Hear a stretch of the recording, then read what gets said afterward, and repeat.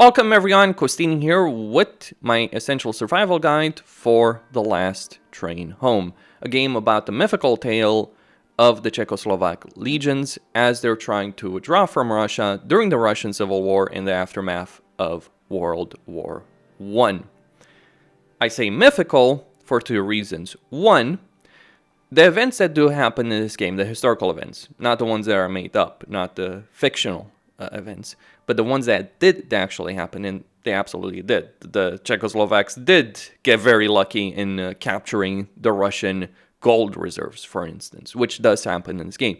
But the events that you experience for this game with one train, with one group of legionaries on one train, did not quite occur like that. It was obviously many trains, a far larger force. The Czechoslovaks were tens of thousands. They were one of the most powerful armies in the entirety of Russia. In fact, probably the most powerful army in Russia at that time. After two revolutions, the takeover, the provisional government takeover, the removal of the Tsar, then the Red Army takeover, the Soviet takeover. So the events are concentrated on this one train, on your own group, but obviously they took place involving far more legionnaires, far more trains, far more people. There was even a naval battle the Czechoslovaks fought against the Reds. Yes, a naval battle. I'm not talking of naval battle off the coast of Vladivostok. No, I'm talking a naval battle in the middle of Russia. Yeah, it's pretty crazy when you think about it. Yeah, Czechoslovakia managed to win a naval battle. A country that's landlocked would be landlocked because, keep in mind, the borders would not be set in stone at this point. There would be much more fighting to take place in the aftermath of World War I. It's not like World War I just ended and peace suddenly came in. No, there was heavy fighting. Hungary, Czechoslovakia, Romania, obviously the Russian Civil War, an entire mess in the East that ended up that ended up happening. So that's one of the reasons I would say it's mythical. The other reason I'd say it's mythical, you have a story, a true story, I might add, the story of the Czechoslovak Legion trying to withdraw from Russia, which bears a lot of similarities to Xenophon's March of the 10,000s. A very large and powerful army stuck in the middle of a country during a civil war. Mind you, the 10,000 had marched in Persia to fight on one side of a civil war. The Czechoslovaks had joined up to fight on behalf of Russia to gain their country's independence. That was what they were promised. Regardless, you are going to have to make your way to Vladivostok in this particular game. You will start right here west of Moscow, just fairly close to Moscow. And you have to make your way to the east. You can't quite see Vladivostok. It's not really shown on the map, but you have to make your way to it. To appreciate the distances involved, there's about 8,000 kilometers involved. It took me about 30 days in-game to do it and around 20 hours to be able to achieve success here. And apparently one of my guys did die. Though truthfully, he didn't die, I abandoned him. That's one of the things you're going to have to do. There may not be enough room on the train and you might have to abandon legionaries.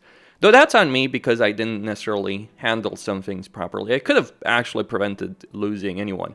Mind you, if you actually are forced to leave legionaries behind as opposed to them dying, you still get the achievement from the game. The achievement is meant if you're actually losing people in battle or if they die for one reason or another, not if you're leaving them behind because you no longer have space on your train. Now, the game has two components. It has the journey through Russia, including Siberia. Welcome to Siberia. Winter is coming. The game will literally tell you that winter is coming, and you're going to have to deal with that. I mean, just look at the scale of this place that I have to traverse over here. Yeah, it's kind of huge, isn't it? And understand that this is only a portion of the map. There are many choices you're going to have to make along the way. You're going to want to keep your guys alive. You can fail this. You need to play carefully. You need to play intelligently. You need to make decisions to keep people alive. So you have this map, and then you have the battles. Now, the battles themselves are not too important, assuming you enter the battles with a full squad. So you can create a squad, you can fill up. If you have a full squad with people that are good health, you have equipment, you have guns, you have ammo, you have medkits, grenades, etc., the combat scenarios are not necessarily going to be too difficult. I played this and finished this on Commander, which is the way the game is meant to be played. So I'm like, you know what? I appreciate the developer who, the way they design the difficulty, they don't design things like easy, hard, very hard, or anything like that. No. They make a baseline difficulty. That's the journey they want the player to experience. Then they put other difficulties. So if you want to find more battles, have those battles be more difficult, but don't want to deal with things on the campaign map, sure, you can do so. If you want to focus more on the campaign map, have more restrictions there, but not have such a hard time in battles, you can go for that. Or you can go for a balance between the two of them. And you can also customize your difficulty. The way this game handles difficulty is great. So yeah, but you have these two components. You have this map, the journey that you have to undertake on this map, and then you have tactical battles. When it comes to tactical battles, what you generally want to do is you go for a combination of riflemen, machine gunners, medics, grenadiers, and scouts, your snipers. That's how you make a squad effectively. Now keep in mind that your legionnaires, your squad members, are going to be people with other tasks on the train. Some might be driving the train, others might be working on the train one way or another, producing food, producing ammunition, manning the artillery on the train, and so on and so forth. So you're going to have to balance it out. Some people are going to be much better in fighting. For instance, Pavel over here, he is horrible on the train.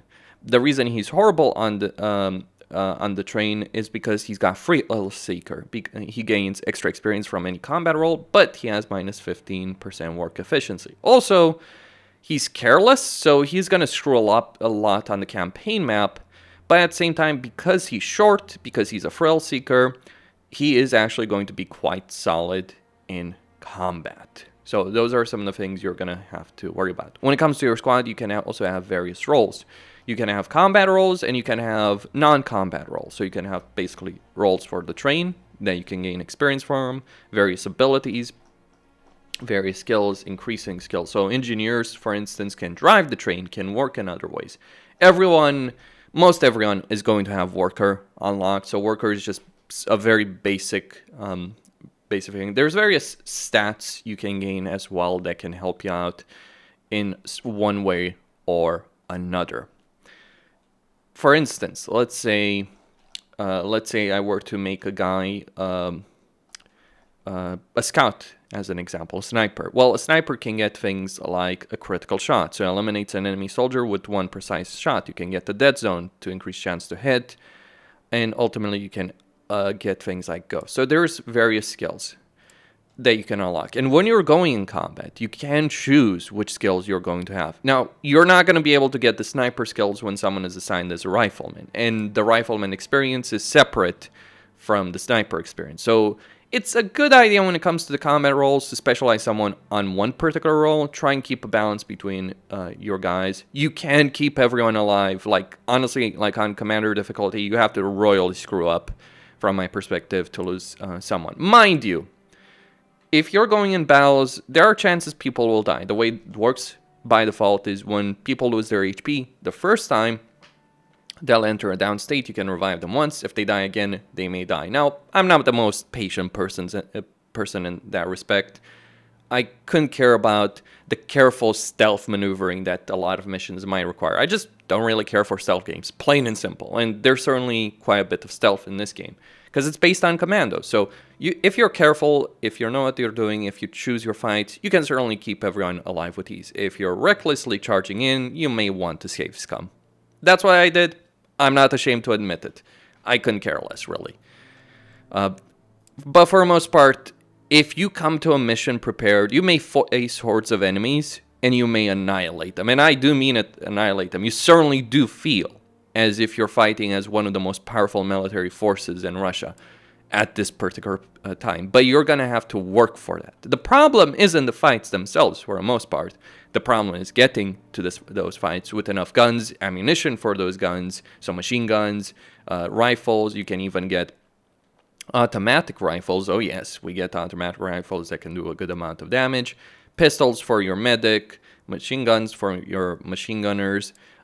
For your grenadiers, short rifles, but they do have grenades, so you have to be worried about grenades. Grenades can be powerful. Explosives can be powerful, but there's only so many of them that you'll have, so you'll have to be careful. To be fair, ammunition will generally be found in good amounts during missions. So if you're going in a mission with a huge amount, with full ammo on people, even half ammo, chances are you're not going to run out. And if you're struggling with ammunition, you can always go with this stealthier approach and eliminate guys without using ammunition. In fact, that might be one of the reasons you embrace stealth, not because you need it to win the mission, but to save up on the ammunition. Use the bayonet. Now, riflemen, just basic riflemen, but they do have one particular useful skill. They can bayonet charge. Machine gunners, they can do a lot of damage, especially if you set up a machine gun behind cover to increase its accuracy. Medics can heal. Grenadiers can use grenades, and snipers can be scouts. They can recon. They could take sniper shots, which I'm fairly certain they're not silenced, though they kind of sound like they'd be suppressed, but pretty sure suppressors didn't exist at this point. I'm not entirely certain about that. I know a good amount about history. I'm not quite sure if I want to say that suppressors existed in World War I. As far as I'm aware, they didn't. Kind of sounds like a laser rifle when they do some of those abilities. Regardless of about that. So that's your squad.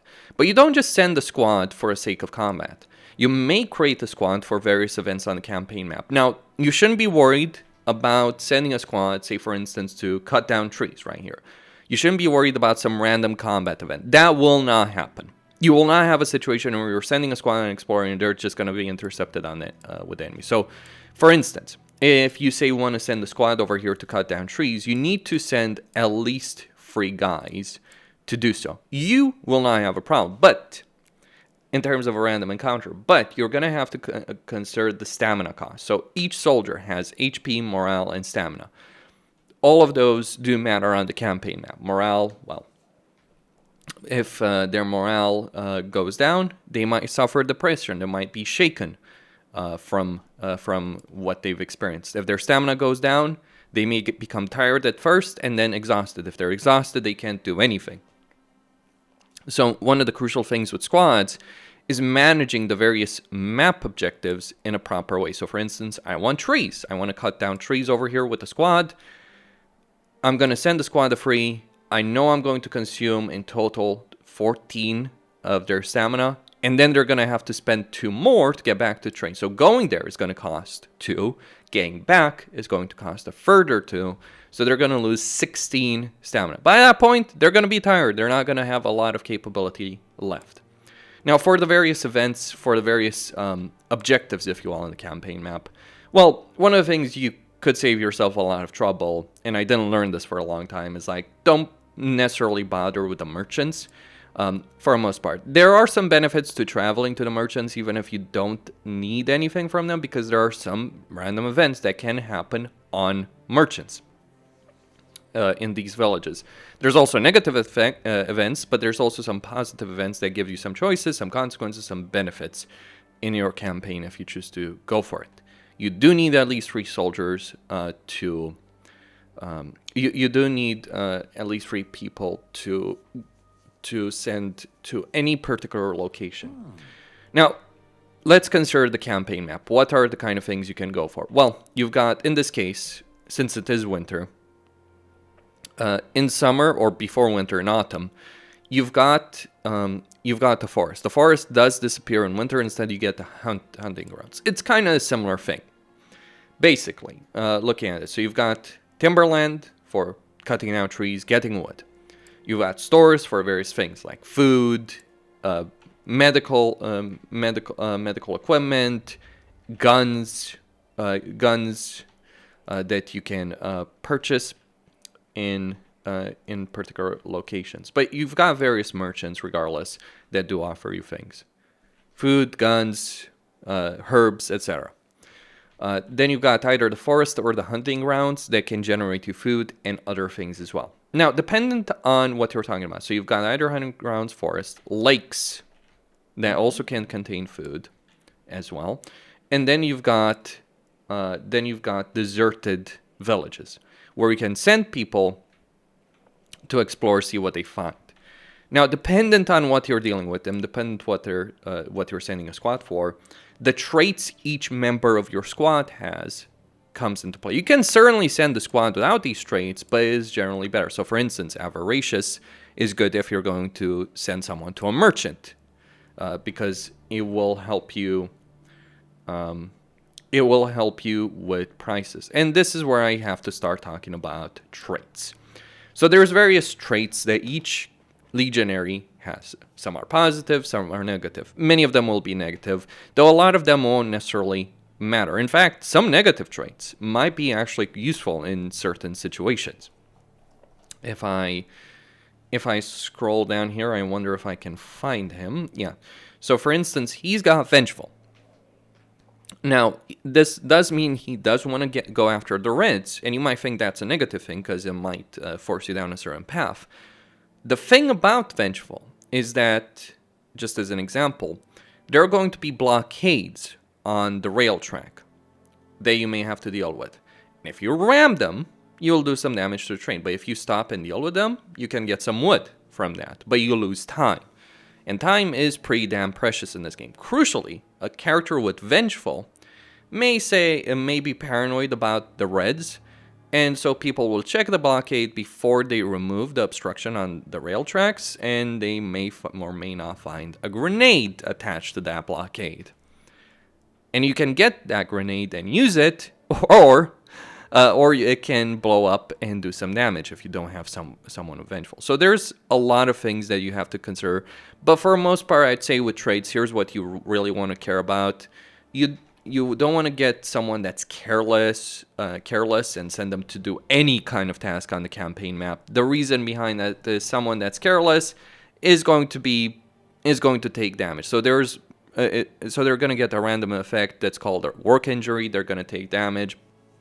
So Pavel here in this campaign is absolutely team careless here. Like if I put this guy to work on anything on the train, he's likely going to, I don't know, slip on the floor and break his knee or break his leg or something like that. This does happen quite a lot.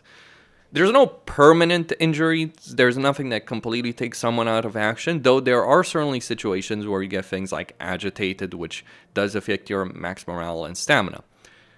So you got to be careful about that. You also have to be careful about how wounded your guys get in combat, or if you're drinking, because you do have various events at pubs where you can drink to replenish your morale. But if you do that, alcoholics... One, someone may gain alcoholic. Two, if someone is alcoholic already, they'll become exhausted because, they drank too much. So if someone's exhausted, you can't use them. Typically speaking, though, you want to have the following. You want to have someone with avaricious. Other traits may be useful as well, but that mentality of avaricious is pretty useful for haggling. So Anton here is very useful. Then you want to have things like hunter to get extra fruit from forests, lakes, and hunting grounds. Herbalists to find herbs. Seriously, I have found so many herbs because of herbalists that you can sell. Keep in mind, just because you're not going to use a resource in the campaign does not mean it's worthless. You can sell it. You can potentially dismantle it. You can turn it into something else. Or you can get a bunch of money. Money is going to be an issue. You're never going to have enough resources on your own. You're going to have to buy things. You're going to have to buy new train cars. I'll get into the train in just a moment. But you basically want to have hunter. You want to have herbalist. You want to have burglar. Available. You want to have housekeeper. So there's burglar and housekeeper. And I'd also recommend having a herbalist and burglar and charismatic. There's also a trait of charismatic in every mission that you actually fight, because there's some events that can happen. Not necessarily that many, but when you're actually fighting a mission, your squad is fighting the enemy, you might get a couple of events for these traits. Survivalist, so getting extra food from forests and lakes, that can also be that can also be useful. But yeah, housekeeper, burglar, survivalist, hunter, herbalist, and then things like caring, loyal, etc. Those are the things that matter. I'd recommend at least 2 characters on your train with these traits. And that's how you will handle the various locations on the campaign map that you can go for. Now, here's what's important to understand. How do you want to move on with the train? Over here I have a rat infestation. I'll deal with this in just a moment. How do you want to move the train? Do you want to go full speed? No. Because there are certainly timed objectives, especially towards the end. There's 2 times I did get a timer on the campaign, get there in like 100 hours, something like that. So keep in mind, when you get the timer, until it's finished, until you finish that timer. Don't assume it's finished when you reach a certain when you reach the objective that the game is telling you at that point. No, you finish it when you finish it. Mm-hmm. So how do you move? So how do you want to approach the subject of moving the train? Do you want to keep it constantly moving? No, you do not. What you want to do is you may want to stop it, send people out to do various objectives that aren't necessarily working on the train or recovery. And don't send someone like Pavel over there to cut down timber because he's going to get injured. Well, he's probably not the only one. You keep the train moving when it's going like this. For instance, you cut down trees. And then you send them back. As you can see, they're tired. Over there in that particular situation. Now I'll cover the train in just a moment on how to deal with that. But that's how you want to move the train. Being careful, methodical, doing all objectives. However, when it comes to this, you don't start with it, but you will gain it relatively quickly in your campaign. There is the fret meter. So if your train is stopping, the fret will build up. And each of these segments, the fret is there's going to be various events. There might be a red scouting plane that's going to show up. You might get at high fret. You might get the reds ambushing you, damaging your train, damaging people on the train, shooting up the train, basically. So you want to move, but you also want to take breaks. Like, basically, consider it more like, okay, so I stop here. I have a couple of hours over here, so I can send the squad over here for the hunting grounds, as an example. Pick a hunter. Pick someone with survival. Pick a herbalist, assuming I can find it. If there is anything that I do dislike about the squad selection screen, it's like, it's kind of annoying to sort out who has, sort out when you're sending people for these objectives. And yeah, as you can see there, he had an accident, he slipped on the ice, he got slightly injured. He will recover. That's how you approach the map. Like, short advances, short stops. Okay. That's the campaign map. That's the squad. Some of the things to keep in mind. Let's talk about resources. You're going to need a lot of them. Fuel is used to keep the train moving, and heating. Food, obviously, for eating. Money to purchase various things from stores. Wood can be used in either crafting, or you can dismantle it for the sake of fuel. Metal is used for crafting and research. Cloth is used for crafting and research and can also be made fuel. And herbs can either be made fuel or can be used in crafting and research. Basically medicine. Like, cloth is used to make uniforms, for instance, to deal with cold, or to insulate your train, and other things. Metal is used for guns, for various upgrades to trains. Always gunpowder. Keep in mind that gunpowder is acquired through either dismantling ammunition, or you'll acquire it throughout your journey. Or you can also buy it. You may actually have a shortage of gunpowder early on in your campaign. Now, do you have to, which resources do you have to worry about? Well, all of them, to be honest, like all of them. And you have to make a balance of it. Like, what do you need at a time? How much do you care about it? How much are you going to care about it going forward? And what you can trade. Metal and, like with metal and cloth, unless you're going for a particular upgrade of the train, you don't need to carry a huge amount of metal and cloth. Though, keep in mind, the train upgrades are actually quite expensive when we're talking about metal and cloth. So for instance, metal plating over here is 200 metal. In this particular case, I do need to do some insulation on the artillery car and upgrade it in various ways. So that would be a significant amount of cloth to do insulation, improved insulation on the train, and then also a bunch of metal to make a stove on it. But metal and cloth are two of the more disposable resources. So is wood. Like metal, wood, cloth, you don't need a lot of them. Herbs, very disposable. Genuinely, very disposable. Yes, you can use something like herbs. You can use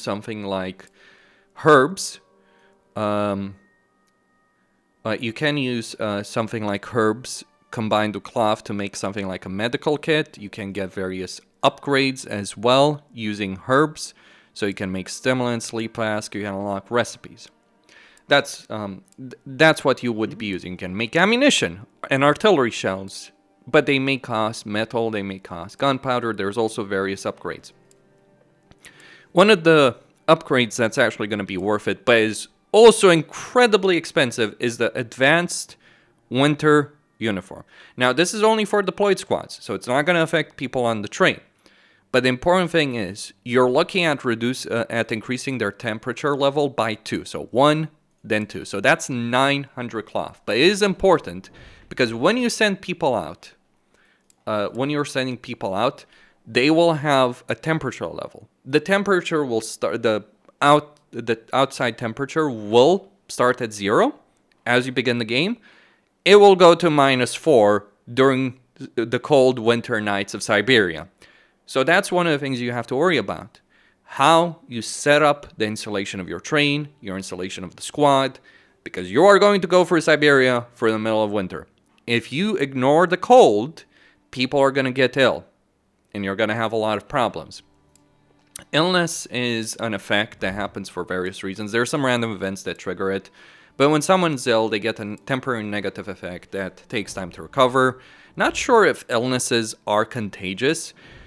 There were certain events where I had to make choices like sacrificing food to and issuing a quarantine, but I'm not quite sure if it matters, like if I have an ill guy with other ill people in the same infantry car, for instance. Bear that in mind, but probably just play it safe with respect to that. Okay, that's what you need to worry about. Resources, you do need all of them. Fuel, the game will harp on again and again and again. Fuel is important. Now, I never really had too much of a fuel deficit from most of this campaign. That's because I listened to all the warnings the game gave me, and also because, yeah, I had a bunch of wood and cloth. Like, there was only one time I ran out of fuel for my train, and that's basically when I more or less decided to ignore all of these events in a certain campaign area because I was on the clock. And I decided to rush for it. And if I hadn't ignored everything, I certainly wouldn't have run out of fuel. And really, if you run out of fuel directly, you can always go to wood. And for instance, because there's plenty of wood, there will be plenty of wood. And you don't need any trades to get a lot of it. You just need to send people to timberland to cut the trees down. And it's a, 2-to-1 exchange rate between wood and fuel. Now, fuel, let's talk about that. Fuel being very important. Fuel is used to power up your locomotive, of course, but it's also used for heating. So each car, infantry cars, hospital car, workshop car, artillery car, I have basically every car in the game right now on this train with the exception of the kitchen car because food is kind of worthless. Okay, so the food resource obviously is important. The craftable food is... how to say it, bloody meaningless in a lot of ways. The reason is that while food gives you various benefits, like charisma, for instance, so you have various stats on these guys. I personally would just went to the balance thing. Like, you will need certain stats to upgrade people. It's not really too big of a deal. Like, if you want certain roles, you're going to need to reach certain stat checks in order to unlock those roles. Food can give you temporary benefits, and it can increase morale temporarily, and it can also remove hungry or starving. You also can put people on half rations or no rations if you run out of food. Personally, I may have ran out of fuel. I never ran out of food. In fact, it's kind of hilarious. Like, as long as you're doing things on the campaign map, you're going for the forest, you're going for the hunting grounds, you're going for the lakes, you will not run out of food easily. Food will not be acquired for missions. That's one thing to point out. Very rarely will you find food in an actual mission where you fight with your squad. More often than not, food is something you acquire for forests, lakes, hunting grounds, hunting grounds, and maybe a couple of stores, though again, very, very rarely. You're going to have to hunt for it. You're going to have to gather for it, but as long as you're doing that, you're not going to run out of it. In point of fact, I struggled with food more during autumn, pre-winter, than I did during the winter. Like, once the hunting grounds become available and you've got hunters, you're not running out of food. By the end of it, I think I had 600 food of the campaign. That's how ridiculous things get. As long as you take your time. Like, when you don't have a timer on the campaign map, don't rush for it. Take your time. Be methodical. Go for every single objective. Okay, enough about that. And apologies for that. But enough about discussing the minutia of resources and squad. Let's talk about the big baby, the train. Well, the train is going to obviously need a locomotive. There's only 3 types of locomotives. The one type you will start with, you'll start with like a tutorial train, then the real game begins, and you'll start with a basic train of like, a storage car and 3 infantry cars, and this locomotive, the Grandpa locomotive. Now, every single part of your train can take damage. Obviously, you don't want them to be destroyed, but you can repair them. So you've got, let me just stop the train here. So you've got, you can always repair. It costs metal and wood to do it for every train car. It won't repair fully. It will do a percentage that you're talking about, and you'll need to assign workers whenever you're repairing and upgrading portions of your train. You will need to assign workers. But there's 3 locomotive types. The one you start with is, from my perspective, the best. There's also another one, the towing bull, I believe it's called. The other one may carry an additional train car. So each locomotive has a certain strength capability to it.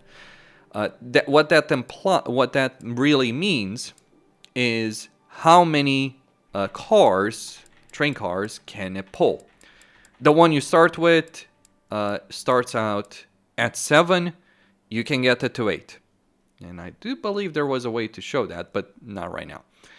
So over here, you can see that I've got 3 infantry cars over here, a storage car, so that's 4. Additional 3, so that's 7. And I've just put an artillery car. You don't need more than this. Like, you don't need more than 4 infantry cars, a hospital car, an artillery car, workshop car, and of course, the storage car. You absolutely do not need more than this throughout your entire journey. So your basic train, your basic locomotive is the best one to go for. The reason it's the best one to go for isn't because it's the fastest, it is not, or it has the greatest capacity. We'll talk about that in just a second. Or the most durability. No, the reason it's the best, it has an incredible fuel consumption. And fuel is an issue. If you go for one of those, and for the other 2 locomotives, they'll consume a lot more fuel than this one. You may do so, but do so at your own risk. You'll end up spending fuel. There's certainly plenty of fuel available. Hell, I even sold hundreds of units of fuel. And I only ran out because, I'll be blunt about it. I literally ran out very close to the finish line. And that was because I ended up rushing for things. Oh, let's talk about that. You can overdrive. So you can spend more fuel. You can spend more fuel, far more fuel, for a fast speed. It is not necessary to do so. The reason it's not necessary to do so, you're going to have to wait for people to recover their morale from various events. You're going to have to wait for stamina. You're going to have to wait for people to be wounded. Unless you're literally on the clock, and there's only two major sections of the game where you will have a timer, and it's like 100 hours, 120 hours that you have to work for, to get from one portion of the map to another, or from one map to the end of the other one at the very end. Outside of that kind of situation, you really don't want to overdrive. The train will overdrive automatically if you decide to ram obstacles along the way, though you'll also take damage. I very rarely saw a reason to ram obstacles. When I did it, I just basically couldn't care anymore because I had so many resources. I thought, oh, okay, I'm clearly going to reach the end of this. I was a bit mistaken on that. Had to make some choices, some quote-unquote difficult choices. Well, throw away all my wood for fuel, more or less.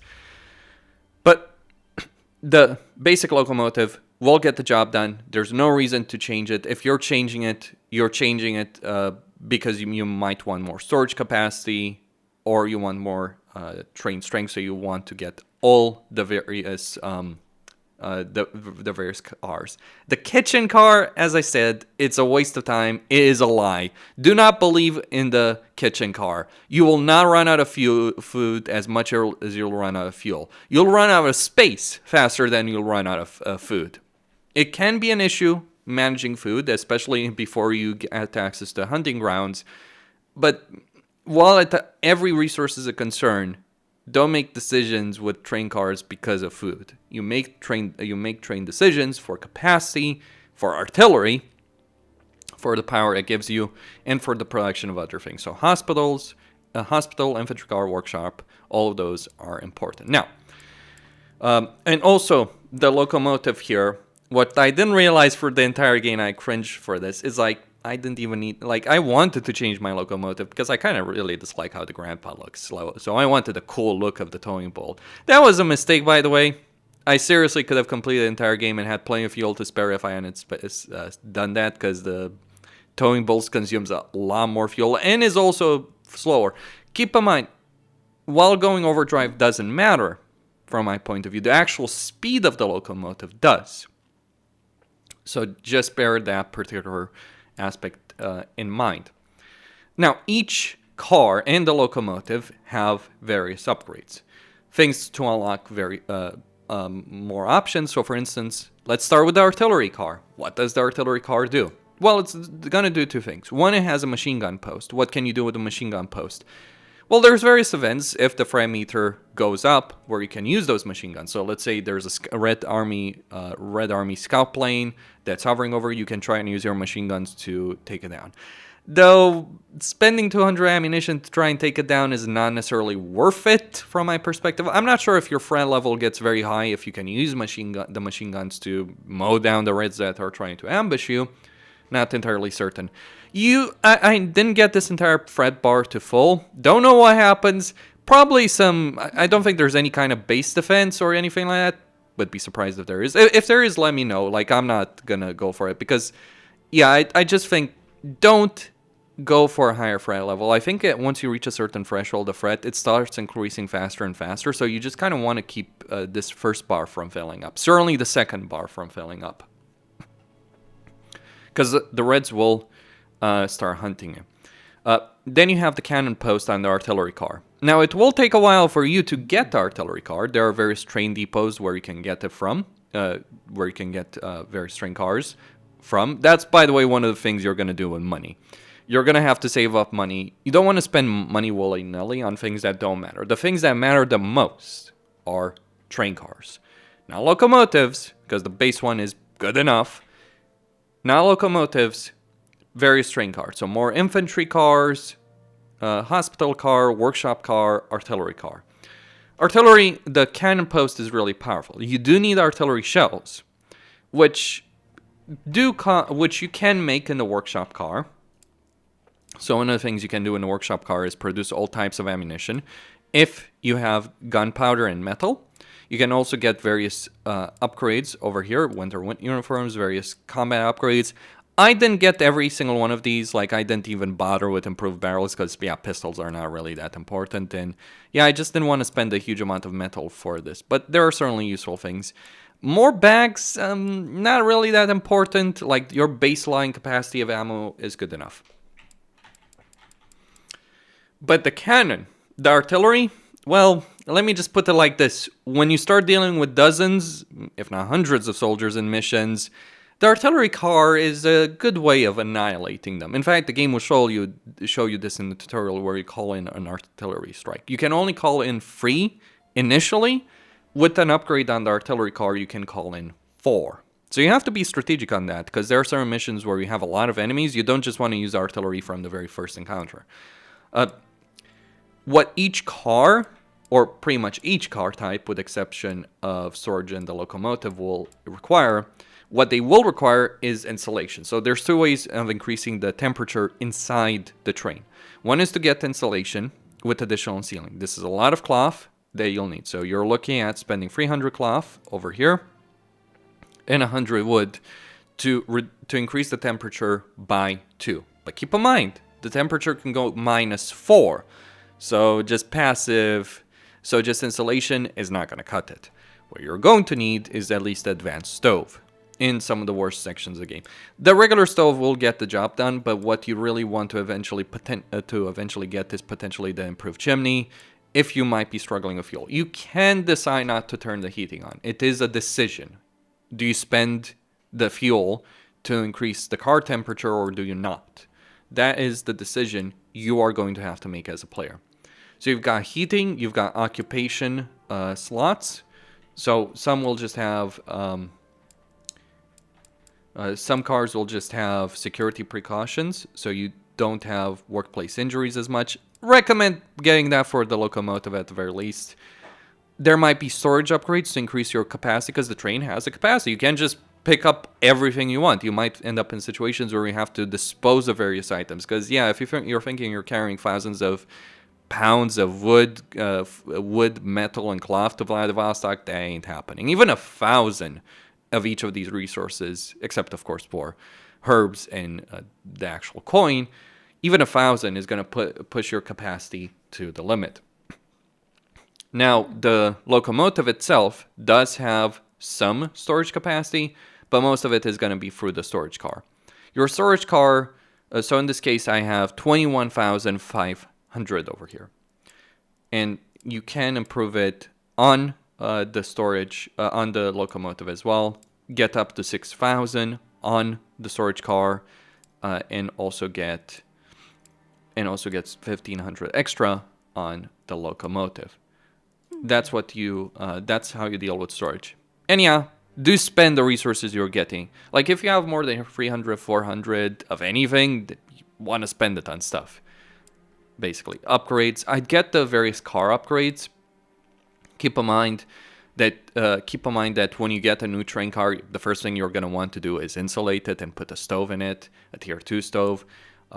Tier 3 is obviously something that may be a bit more expensive. I actually don't have access to it. Like, right now, I only have tier 1 stoves, but getting the chimney is going to be useful. First, prioritize getting insulation, getting winter uniforms, then you can prioritize the stoves. Like, start with the passive heating, then get the active heating. Don't use active heating until you need to. That's what I would certainly argue on that subject. Infantry cars, they obviously house your infantry. You can repair them.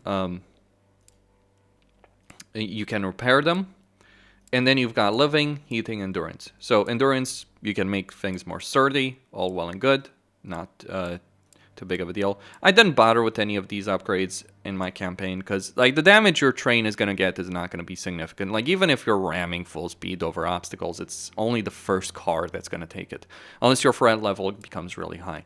It's kind of a shame that you don't have any mission where, you can just move the train in with, especially the artillery car and the machine guns that it does have. That would present some interesting tactical options. For the infantry car, though, the thing that matters are living spaces. So you'll start with a default of 6, and you can get up to 12 living spaces over here. Each of these upgrades gives you 3.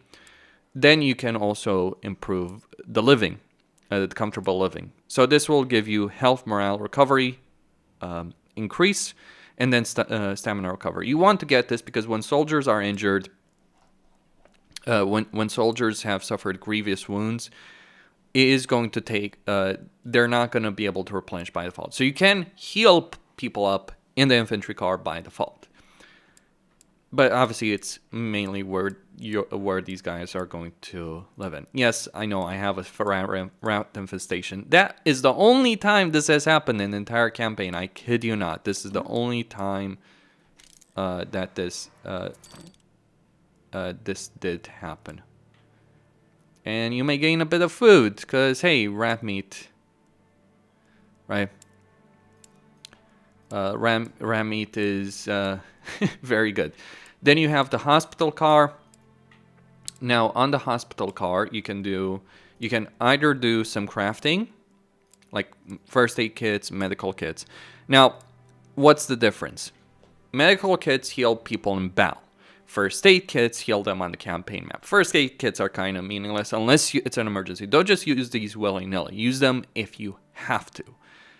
Medical kits, when a soldier is wounded in battle, the wounds will carry over on the campaign map. But if you just want to increase their HP temporarily in battle, just so they don't instantly get one shot, you can use medical kits. But first aid kits are what are used to actually heal people up for 50 HP. Then you can get other things like sleep flasks, stimulants, advanced medical kits. That certainly can that certainly can be useful. In fact, I probably should have gotten that, because it's not like it's instant healing with medical kits. In battles, it can take time. Though I would probably recommend not doing it while on the fire, like retreat your guys.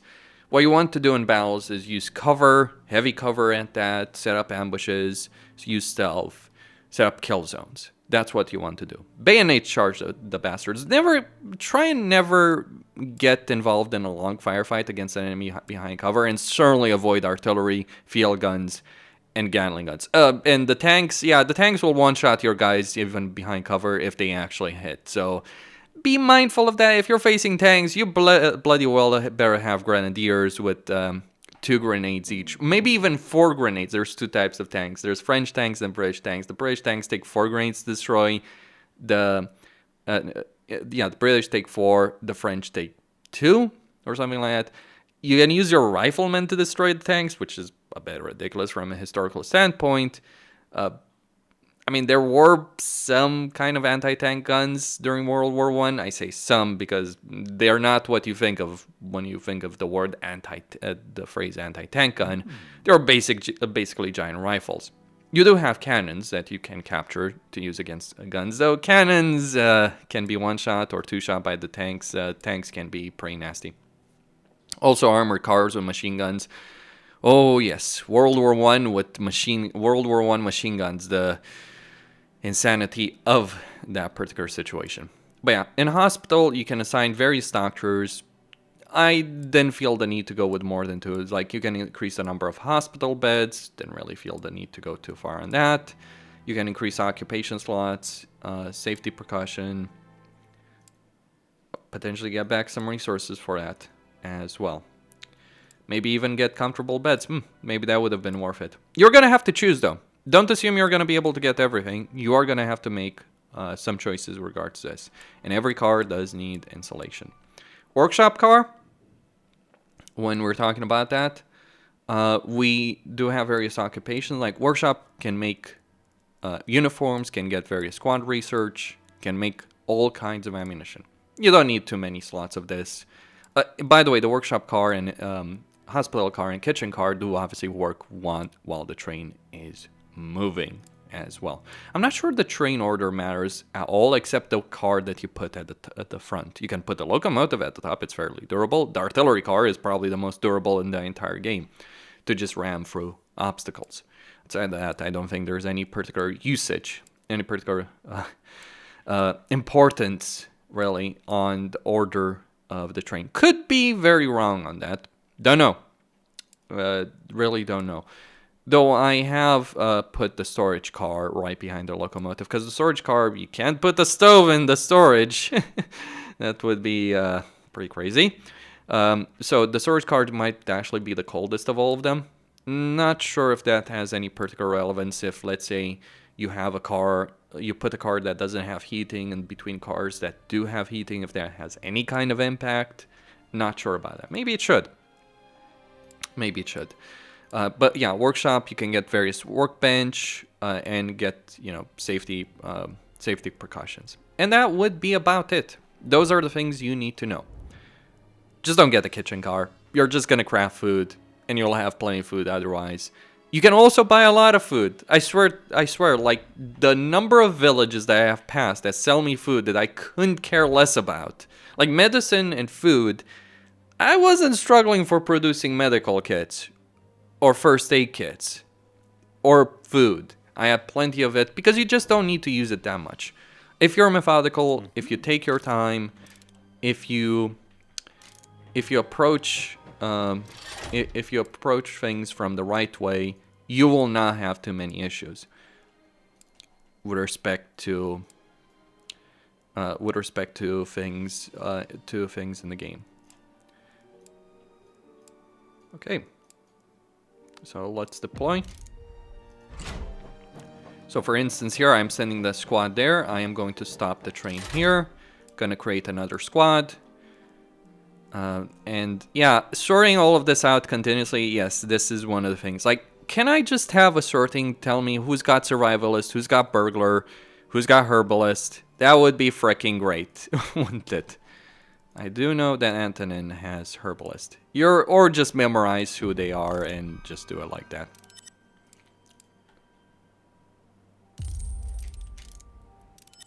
Okay. We only got a hair. Well, that sure as hell was an amazing hair. Okay, that's 32 food. Now, what you find in these abandoned villages will depend on your luck. I wonder if you can save scum for these kind of RNG events. Right place, right time, okay. And you might have these kind of situations where we find a lot of legionaries. Though, keep in mind, legionaries are pretty rare. You'll get a bunch of them early on. But after that, you'll start running out of them relatively quickly. You don't want to lose people. Pretty sure the developers understood that. You want to get everyone home, not go through a couple dozen legionaries. And there's an obstacle.